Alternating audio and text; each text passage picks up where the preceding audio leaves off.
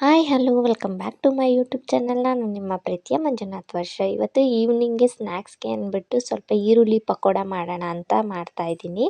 ಎಷ್ಟು ಗರಿ ಗರಿಯಾಗಿ ಬಂದಿತ್ತು ಅಂದರೆ ತುಂಬ ಚೆನ್ನಾಗಿ ಬಂದಿತ್ತು. ಟೇಸ್ಟ್ ಕೂಡ ಅಷ್ಟೇ ಸೂಪರಾಗಿತ್ತು. ಈ ಥರ ಟೇಸ್ಟ್ ನಿಮಗೂ ಬೇಕು ಅಂದರೆ ನಾನು ಹೇಳುವಂಥ ರೆಸಿಪಿನ ಟ್ರೈ ಮಾಡಿ ನೋಡಿ ಒಂದ್ಸತಿ ಮನೆಯಲ್ಲಿ. ನಿಮಗೂ ಕೂಡ ಇದೇ ಥರ ಗರಿಗರಿಯಾದಂತಹ ಪಕೋಡನ ಮತ್ತು ರುಚಿಯಾಗಿರುವಂತಹ ಪಕೋಡ ನೀವು ಕೂಡ ಮನೇಲಿ ಮಾಡ್ಕೋಬೋದು.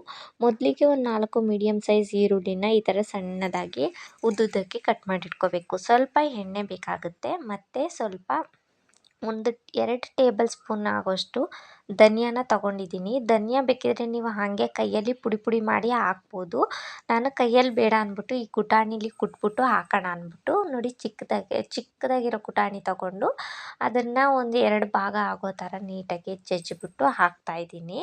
ಅದನ್ನು ಆಮೇಲೆ ತೋರಿಸ್ತೀನಿ ಯಾವ ಥರ ಕಲಸೋದು ಅಂದ್ಬಿಟ್ಟು. ಫಸ್ಟು ಒಂದು ಬೌಲಿಗೆ ಈರುಳ್ಳಿನ ಹಾಕ್ಕೊತಾ ಇದ್ದೀನಿ. ಅದನ್ನು ಫಸ್ಟ್ ಏನು ಮಾಡಬೇಕು ಅಂದರೆ ನೀಟಾಗಿ ಒಂದೇ ಒಂದು ಎಳೆ ಬರೋ ಥರ ನೀಟಾಗಿ ಈ ಥರ ಕಲಿಸ್ಬೇಕು. ನೋಡಿ ಈ ಥರ ಕೈಯಲ್ಲಿ ನೀಟಾಗಿ ಪ್ರೆಸ್ ಮಾಡಿ ಈರುಳ್ಳಿನ ಕಿವುಚಿದ್ರೆ ಅದು ಒಂದೊಂದು ಎಳೆ ಆಗುತ್ತೆ. ನೋಡಿ ಈ ಥರ ಒಂದೊಂದು ಲೇಯರ್ ಆಗುತ್ತೆ. ಆ ಥರ ಲೇಯರ್ ಆದರೆ ಮಾತ್ರ ಈರುಳ್ಳಿ ಅನ್ನೋದು ಕ್ರಿಸ್ಪಿಯಾಗಿ ಬರುತ್ತೆ.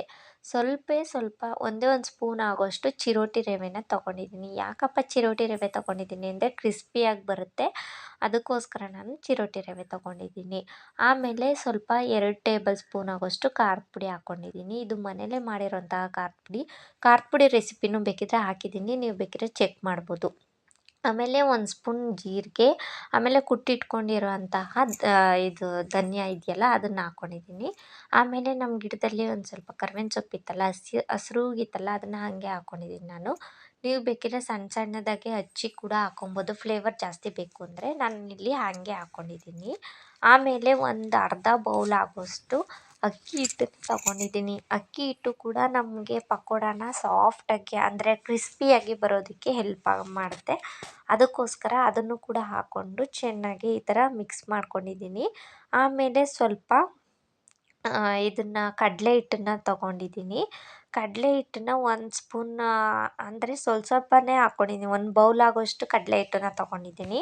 ಕಡಲೆ ಹಿಟ್ಟನ್ನು ಒಂದೇ ಸತಿ ಹಾಕ್ಕೊಬಾರ್ದು. ಯಾಕೆ ಅಂದರೆ ಒಂದೇ ಸತಿ ಹಾಕ್ಕೊಬಿಟ್ರೆ ನಮಗೆ ನೀರು ಹಾಕೋದಕ್ಕಾಗಲಿ ಎಣ್ಣೆ ಹಾಕೋದಕ್ಕಾಗಲಿ ಗೊತ್ತಾಗಲ್ಲ. ಅದಕ್ಕೋಸ್ಕರ ಇಷ್ಟಿಷ್ಟೇ ಹಾಕ್ಕೊಂಡು ನೀರನ್ನ ಮೇಲ್ಗಡೆ ಚಿಮ್ಕಿಸ್ಕೊಂಡು ಕೈಯಲ್ಲಿ ಆಮೇಲೆ ನೀಟಾಗಿ ಈ ಥರ ಕಲಿಸ್ಬೇಕು.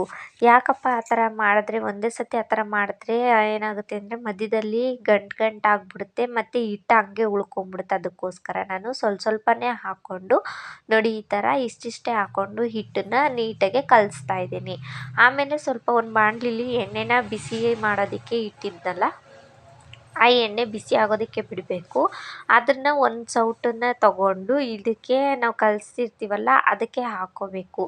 ಎಣ್ಣೆ ಹಾಕ್ಕೊಳ್ಳೋದ್ರಿಂದ ಏನಪ್ಪ ಬೆನಿಫಿಟ್ಸ್ ಏನು ಯೂಸ್ ಆಗುತ್ತೆ ಅಂದರೆ, ಎಣ್ಣೆ ಹಾಕ್ಕೊಳ್ಳೋದ್ರಿಂದ ಬಿಸಿ ಎಣ್ಣೆ ಇದ್ರ ಮೇಲೆ ಬಿದ್ದರೆ ಸ್ವಲ್ಪ ಇದು ಪಕೋಡ ಅನ್ನೋದು ಇನ್ನೂ ಕ್ರಿಸ್ಪಿಯಾಗಿ ಬರುತ್ತೆ. ಅದಕ್ಕೋಸ್ಕರ ನಾನು ಏನೇನು ಟಿಪ್ಸ್ನ ಫಾಲೋ ಮಾಡಿದ್ದೀನಿ ಅದೇ ಥರ ನೀವು ಕೂಡ ಫಾಲೋ ಮಾಡಿ. ನಿಮಗೂ ಕೂಡ ಮನೆಯಲ್ಲೇ ರುಚಿಯಾಗಿರುವಂತಹ ಪಕೋಡ ಸಿಕ್ಕುತ್ತೆ. ಆಮೇಲೆ ಸ್ವಲ್ಪ ಅದನ್ನು ಎಣ್ಣೆನ ಕಾಯೋದಕ್ಕೆ ಇಟ್ಟಿದ್ದೆ. ಆಮೇಲೆ ಇಷ್ಟಿಷ್ಟೇ ಹಾಕಿದ್ದೀನಿ. ಯಾಕಪ್ಪ ಅಂದರೆ ಸ್ವಲ್ಪ ಜಾಸ್ತಿ ಹಾಕೋದ್ರಿಂದ ಒಳಗಡೆ ಬೇಯೋದಿಲ್ಲ ಹಿಟ್ಟೆಲ್ಲ. ಆಮೇಲೆ ಅದು ಹಸಿಯಾಗೇ ಇರುತ್ತೆ, ಅದನ್ನು ತಿನ್ನೋದಕ್ಕೂ ಇಷ್ಟ ಆಗೋದಿಲ್ಲ. ಅದಕ್ಕೋಸ್ಕರ ಇಷ್ಟಿಷ್ಟೇ ಹಾಕಿ ತೋರಿಸ್ತಾ ಇದ್ದೀನಿ. ಇದೆಲ್ಲ ಬೇಕ್ರಿಲಿ ಸಿಗುವಂತಹ ಐಟಮ್ಸ್ ಏನು ಹಾಕಿಲ್ಲ ನಾನು, ಮನೆಯಲ್ಲಿ ಸಿಗುವಂತಹ ಐಟಮ್ಸ್ನೇ ಹಾಕಿ ತೋರಿಸ್ತಿದ್ದೀನಿ. ನೀವು ಬೇಕಿದ್ದರೆ ಒಂದೇ ಒಂದು ಈರುಳ್ಳಿ ಒಂದು 3 ಈರುಳ್ಳಿ ಇದ್ದರೆ ಸಾಕು, ನಿಮಗೂ ಕೂಡ ಮನೆಯಲ್ಲೇ ಪಕೋಡನ ಮಾಡ್ಬೋದು. ತುಂಬ ಸಿಂಪಲ್ಲಾಗಿ ತುಂಬ ಕ್ರಿಸ್ಪಿಯಾಗಿರುವಂತಹ ಪಕೋಡ ಇದು.